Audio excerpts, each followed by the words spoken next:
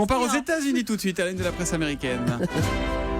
On retrouve Xavier Yvon ce matin. Xavier, il y a un malaise. Oui, un malaise à la une, celui d'Hillary Clinton hier lors des cérémonies du 11 septembre à New York. Ah oui, impossible de rater la vidéo de ce moment. Dans le JT de NBC hier soir, qui est un peu le 20h TF1 ici, elle a été diffusée, j'ai compté 3 fois en 7 minutes.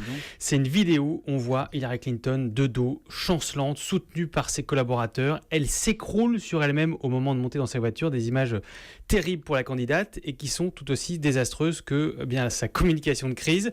Rien, silence pendant 1h30, on ne sait pas ce qui se passe. Puis un court message pour dire que elle a eu un coup de chaud, suivi d'une séquence « Tout va bien, madame la candidate », où l'on voit Hillary Clinton ressortir de chez sa fille tout sourire, saluant les badauds. Et finalement, bien plus tard, communiqué de son médecin, en fait, Hillary Clinton a une pneumonie depuis 3 jours. Alors, vous vous doutez bien que la presse américaine n'aime pas ça du tout, le manque de transparence. Elle se déchaîne depuis.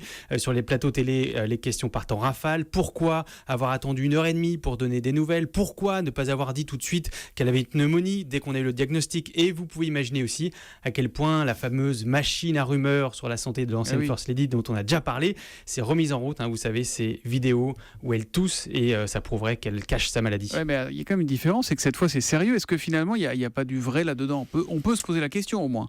Bah oui, c'est là tout le problème. Le blogueur politique du Washington Post a même mangé son chapeau tout à l'heure. Il va bien, je vous rassure. Il y a quelques jours, il écrivait un article demandant à ce qu'on arrête enfin de parler de la santé d'Hillary Clinton. Et il vient de publier un rectificatif. C'est bien désormais un débat central dans la campagne. Alors, est-ce que ce sera un tournant ? Ça, on le saura au lendemain de l'élection. Et là, on pourra peut-être écrire le 11 septembre 2016, jour où la campagne Clinton s'effondra. En tout cas, la campagne américaine qui est de plus en plus intense. Tous les jours, la vidéo, vous la voyez sur notre site europe1.fr.